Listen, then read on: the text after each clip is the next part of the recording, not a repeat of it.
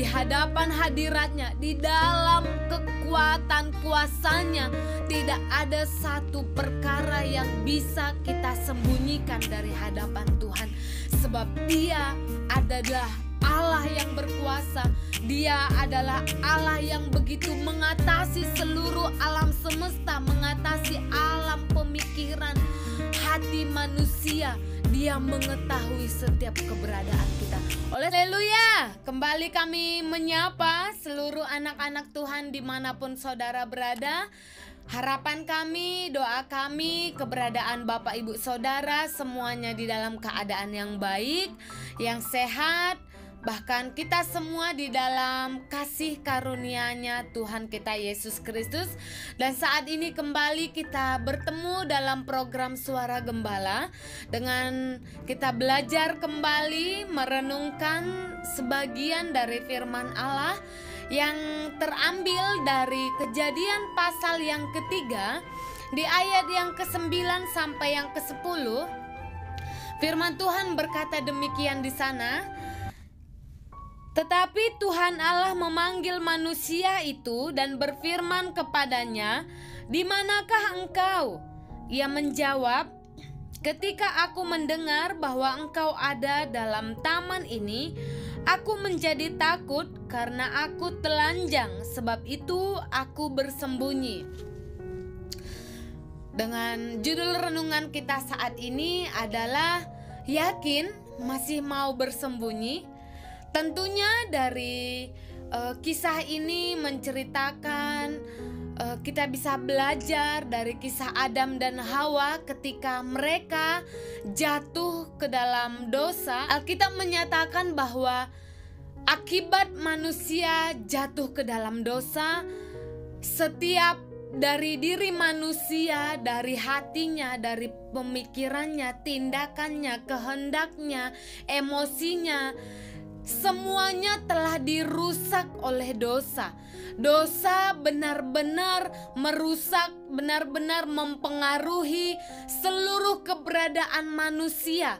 Dan tindakan manusia ini benar-benar memilukan, benar-benar menyakiti, benar-benar menyedihkan perasaan hati kita, hati Tuhan kita Yesus Kristus.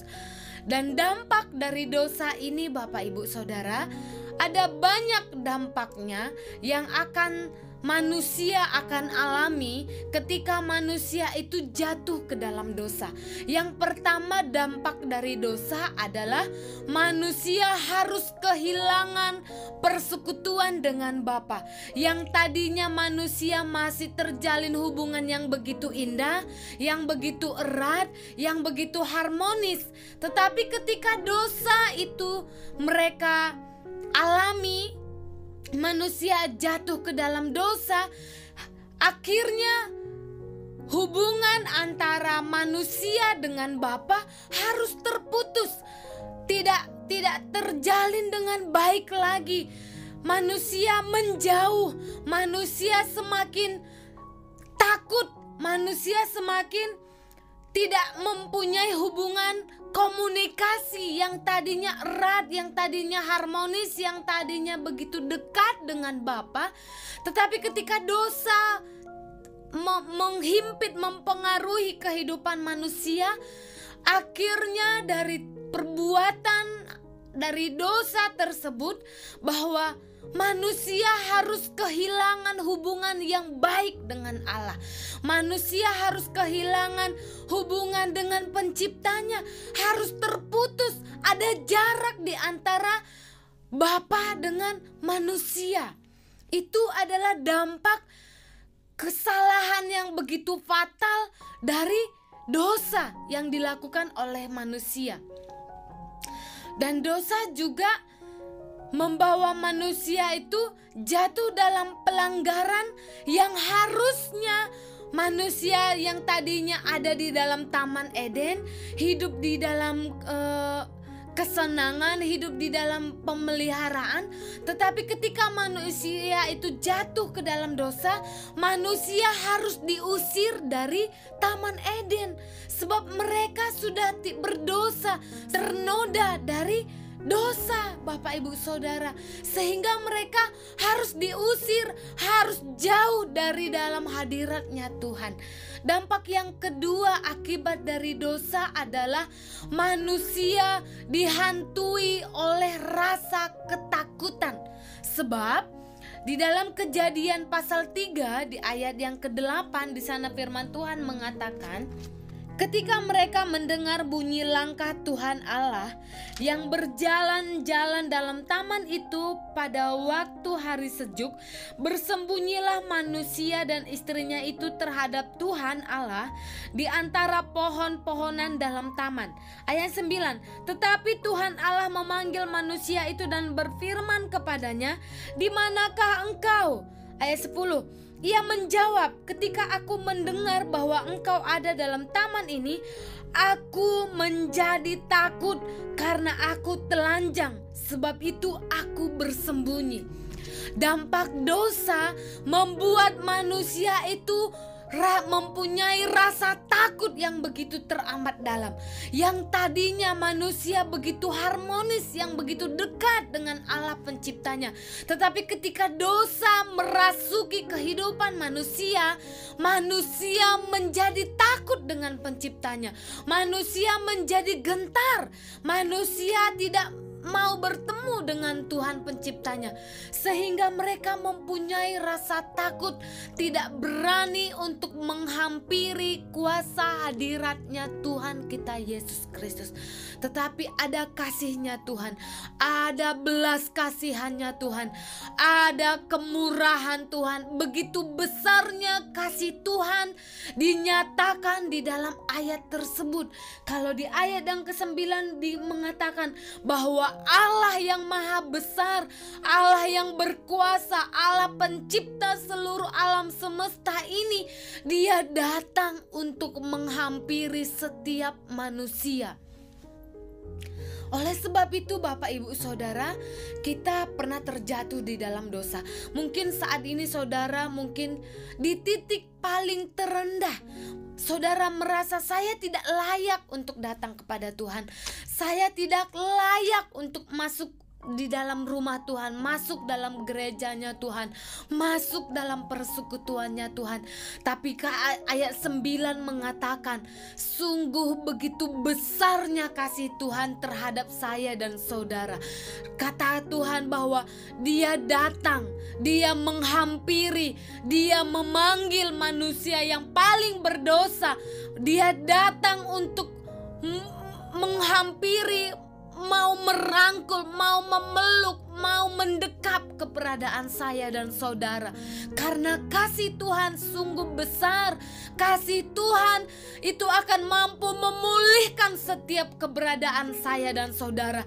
Kita mungkin tertolak di dunia luar, kita mungkin terhina di keluarga, di kalangan, lingkungan kita dan lain sebagainya. Tapi ada kasih Tuhan, ada pertolongan Tuhan, ada kasih Tuhan yang begitu besar, yang Dia limpahkan, yang Dia berikan, dan Dia sambut kehidupan saya dan saudara.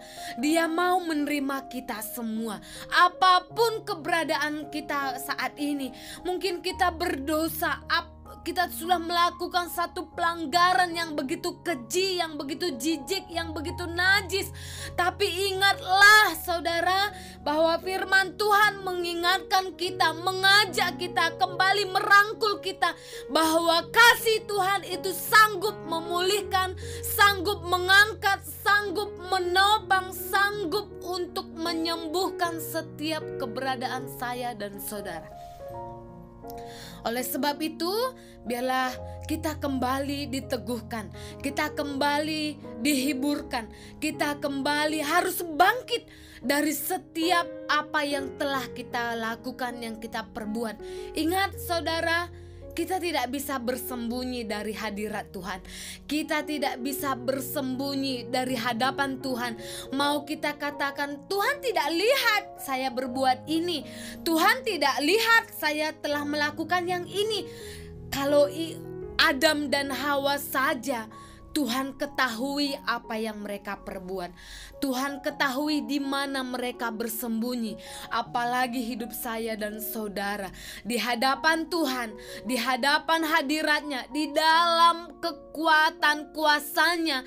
Tidak ada satu perkara yang bisa kita sembunyikan dari hadapan Tuhan. Sebab Dia adalah Allah yang berkuasa.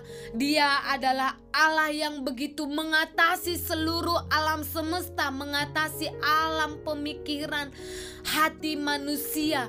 Dia mengetahui setiap keberadaan kita. Oleh sebab itu, lewat renungan firman Allah saat ini, biarlah kita berbalik sepenuhnya kepada Tuhan. Kita kembali memohon ampun apapun yang telah kita lakukan, apapun yang kita kerjakan, yang kita perbuat. Ketika kita masuk dalam hadiratnya Tuhan, ketika kita merendahkan diri kita di dalam kuasanya, kita akan dipulihkan, kita akan disembuhkan, kita akan dibangkitkan, dan kita akan terus mengalami perjumpaan secara pribadi lagi dengan Tuhan pencipta alam kita. Oleh sebab itu Bapak Ibu Saudara, biarlah kiranya lewat renungan firman Allah saat ini boleh menjadi berkat untuk kita semakin maju, tetap setia, tetap mengandalkan Tuhan di segala situasi dan kondisi, dan tetaplah berharap sepenuhnya kepada